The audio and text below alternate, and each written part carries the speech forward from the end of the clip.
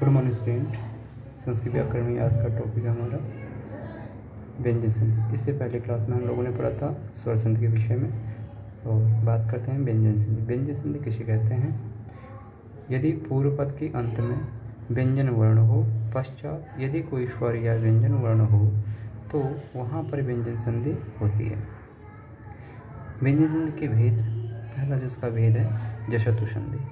पूर्व पद का अंतिम वर्ण क, च, ट, त, प तथा उत्तर पद का प्रथम वर्ण यदि वर्ग का तीसरा और चौथा वर्ण हो अथवा कोई स्वर हो तो पहला वर्ण अपने वर्ण के तीसरे वर्ण में बदल जाता है।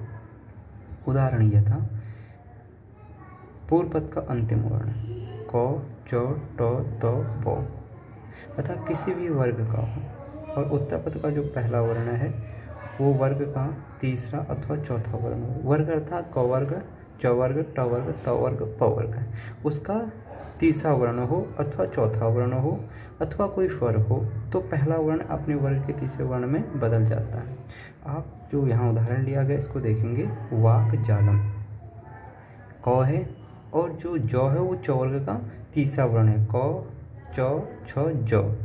अर्थात ये जो ज है, ये क जो है ये उसी वर्ग के तीसरे वर्ण बदल जाएगा, अर्थात क वर्ग का तीसरा वर्ण हुआ ग, क, ख, ग अर्थात वाक जालम शब्द बनता है। उसी प्रकार यहाँ देखेंगे ट है, आ है या कोई स्वर हो तो आ है यहाँ उत्तर पद का प्रथम वर्ण, तो इस ट का तीसरा वर्ण बढ़ जाएगा ट, ठ, ड, तो षडानन शब्द बनता है। दूसरा भेद देखिए व्यंजन संधि का, अनुस्वार संधि।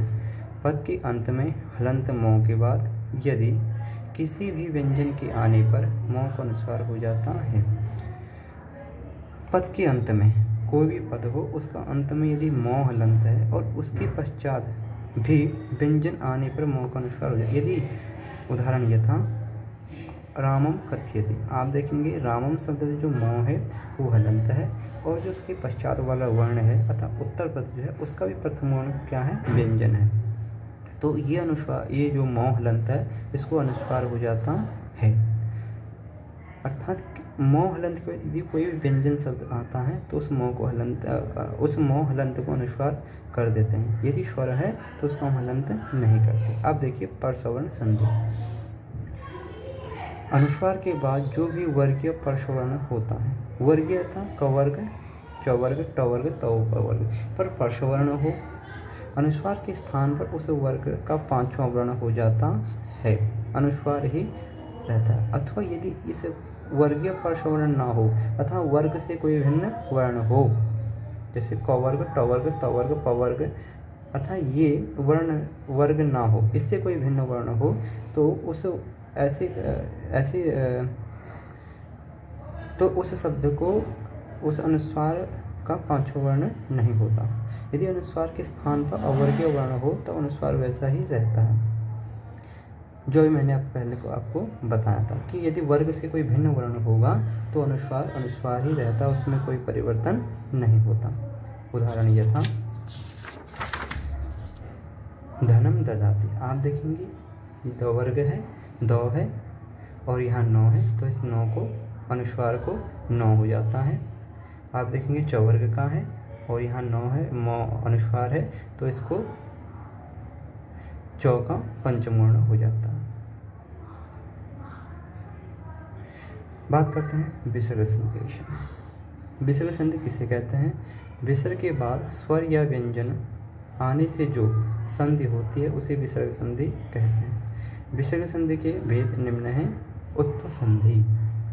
यदि पूर्व पद का अंतिम वर्ण विसर्ग हो और उत्तर पद का पहला वर्ण ओ या किसी भी वर्ग का तीसरा, चौथा अथवा पांचवा वर्ण हो या य, र, ल, व, हो तो विसर्ग का ओ और तथा अ स्वर का विग्रह हो जाता है।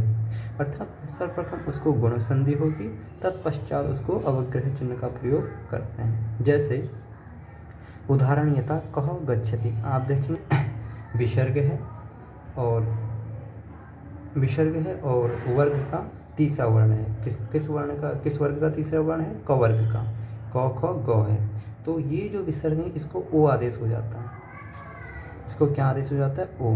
और दूसरा कहते हैं यदि अ हो, स्वर अ हो तो उसको अवग्रह चिन्ह हो जाता है, परंतु यहाँ ग है तो इसको अवग्रह चिन्ह नहीं होगा, तो इसको हम को गच्छति शब्द लिखते हैं। उसी प्रकार दूसरा उदाहरण देखिए, सह अपि। आप देखेंगे सह है विसर्ग है, तत्पश्चात अ है तो सर्वप्रथम इसको ओ आदेश होगा। उसके पास जो ये अ है इसको हम अवग्रह चिन्ह में बदल देते हैं, शोभि शब्द बनता है। बात करते हैं ऋतु संधि के विषय में। यदि ओ या आ को छोड़कर किसी अन्य स्वर के बाद विसर्ग हो तथा विसर्ग के बाद कोई स्वर हो या किसी वर्ग का तीसरा, चौथा, पांचवा वर्ण हो या य, र, ल, व हो तो विसर्ग का र हो जाता है। यदि और आ को छोड़कर किसी अन्य स्वर के बाद, यदि किसी अन्य स्वर के बाद विसर्ग हों तथा विसर्ग के बाद भी कोई स्वर या किसी भी वर्ग का तीसरा वर्ण हो, चौथा वर्ण हो, पांचवा वर्ण हो या य, र, ल, व हो तो विसर्ग को र आदेश हो जाता है। अब देखेंगे यहाँ एक ही मात्रा है, उसके पश्चात विसर्ग हैं और भाव देखेंगे चतुर्थ वर्ण है।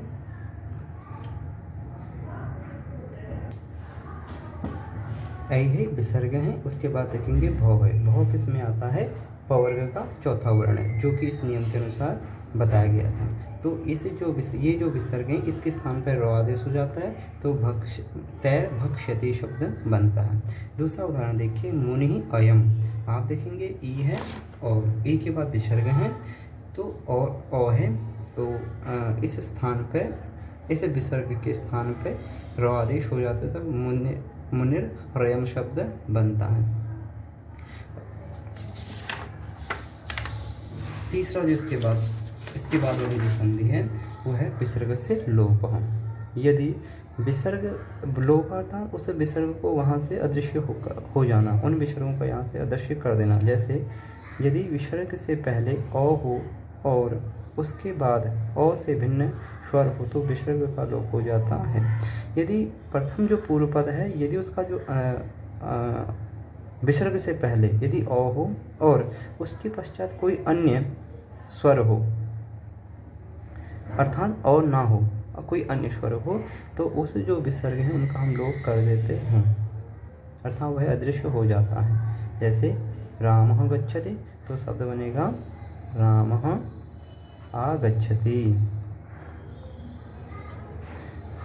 अर्थात नियम कहते हैं कि विसर्ग से पहले अ हो और विसर्ग के बाद कोई भिन्न स्वर हो तो वो जो विसर्ग हैं उनका हम लोप कर देते हैं, अर्थात वह विसर्ग अदृश्य हो जाते हैं, तो राम आगच्छ शब्द बनता है। उसी प्रकार दूसरा उदाहरण देखिए, देवः आगच्छति। आप देखेंगे विसर्ग से पहले अ है और विसर्ग के बाद पूर्व जो उत्तर पद का प्रथम वर्ण है आ है, तो ये जो विसर्ग हैं इनका लोप हो जाता है, तो हमारा शब्द बनता है देवः आगच्छति। देवो आगच्छति शब्द बनता है। तो क्लास ये था हमारा संध्या प्रकरण। आज इसका हमारा एक्सरसाइज कंप्लीट हो गई। आप लोगों को मैं वर्कशीट फॉर्म में इसका अभ्यास कार्य दे रहा हूँ, जिसको यदि जिसके पास बुक है तो आप बुक में इसका अभ्यास करेंगे।